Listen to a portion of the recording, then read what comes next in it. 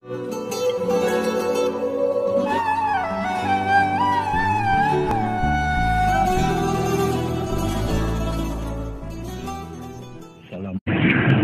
perlu pula luntuan singgung bacun yang mana sebelum tun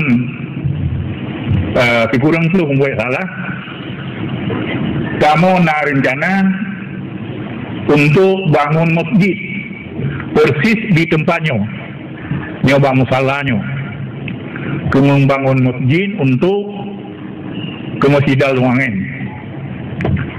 Nyo lentuan pegak BU mangan ingat mandum-mandum sehingga ni tipu oleh abun sama langa ni tipu oleh abun bahwa kamu kemungpugan mau pergi dalam lampu daya niat masalah kena bun be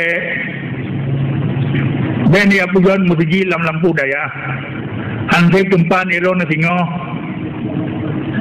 anapan na pudang lain yang hati lumpur abun cuman dia abun menyoba kamu kaget yang pertama-tama ile mufijinya hana mahajat ke bililah hana mahajat ke urang pasawaya pula hana mahajat ube yang na hajat mufijin nya untuk mufiji kita nyo yang tak pedang lampu dayahnya hana mahajat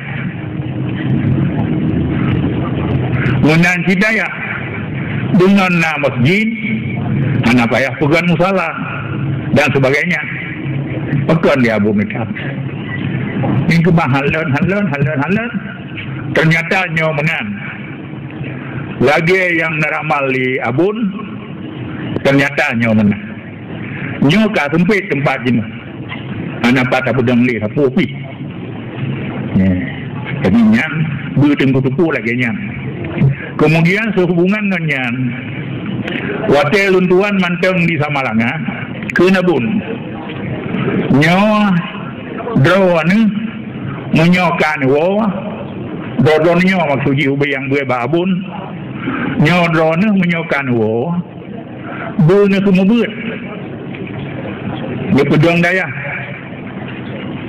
yang semua buat bune semua buat Munyo yang hana mungkin semua bulan Nita peng busungguh bantu dengan semua bulan Nyawa tiabun so yang lu medemun ten lagi tunggu BTM yang umpamanya hana aku bantu kamu semua bulan Nyangka hana pati habun hai kan tunggu BTM menteng Mangku BTM sidro pula. Yang kaya raya ramai tu. Yang tu patih nasihat abun menyojian dah semua bun, yang semua bun baik minta sen. Menyo yang hanjian dah semua bun, abang ya sampuh tidak kena ubale. Ya, minta sen busungguh, harga busungguh kena bun.